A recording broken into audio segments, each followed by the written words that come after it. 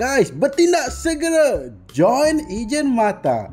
Kali ni kita nak unbox Iris Ejen Alicia. Pandangan pertama saya, first impression tengok box ni pun dah nampak keren. Berlatarkan atau menggambarkan Ejen Alicia memakai Iris. Seperti biasa bila kita tolehkan box itu ke tepi, kita akan nampak projek Iris dan juga mata. Untuk pada yang tak tahu, Iris bermaksud projek Iris bermaksud Infinity Retinal Intelligence System yang dikeluarkan oleh mata. Tetapi tahukah anda yang membuat cermin mata Iris ini adalah ibu kepada Ali yang berada di Teras Tekno. Teras Tekno adalah teras yang mencipta gadget, dan Alicia pula datang dari Teras Neuro, ejen yang mempunyai intuitif naluri yang tinggi, yang perlu berfikir ke hadapan, barulah dia boleh menjadi ejen ejen neuro. Dan di mata juga ada pelbagai jenis teras. Tapi itu semua saya akan kongsikan dengan anda di video yang akan datang. Untuk video kali ini, saya cuma nak fokuskan kepada Iris Alicia. Dan saya harap Iris yang saya dapat ni taklah faulty macam Iris Ali. Sedih doh, tengah-tengah nak seronok nak try scan, tak boleh. Sebab produk ini mereka telah embedkan teknologi NFC di mana kita boleh scan untuk aktifkan mod suara animasi Ejen Ali. Dan untuk Iris Alicia ni adalah karakter Alicia sendiri. So kita dapat dengar suara Alicia bercakap melalui Iris Coin Mode ataupun cermin mata Iris itu. Tanpa membuang masa, mari kita try dengar suara karakter Alicia melalui cermin mata Iris.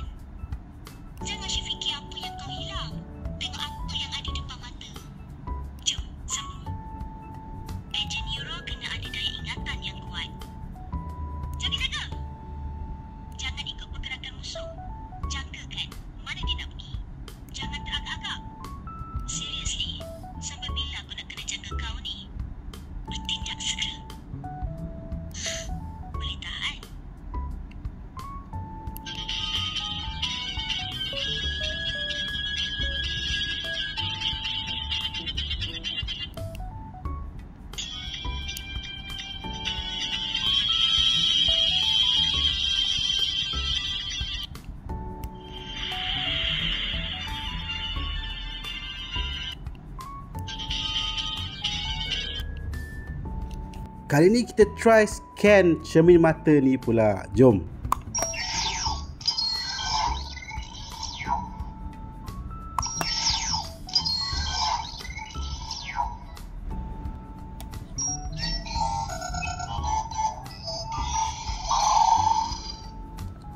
Bertindak segera. Boleh tahan. Jangan asyik fikir apa yang kau hilang. Tengok apa yang ada depan mata. Jom, sambung. Ejen neuro kena ada daya ingatan yang kuat.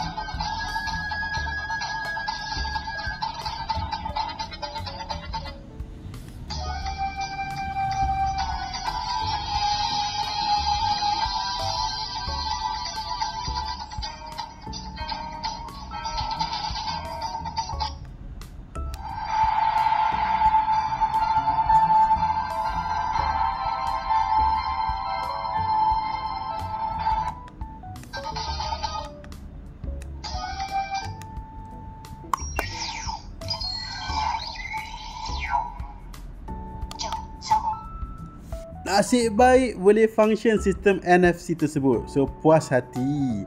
Sampai sini sajalah video saya kali ini. Jumpa next time. Bye.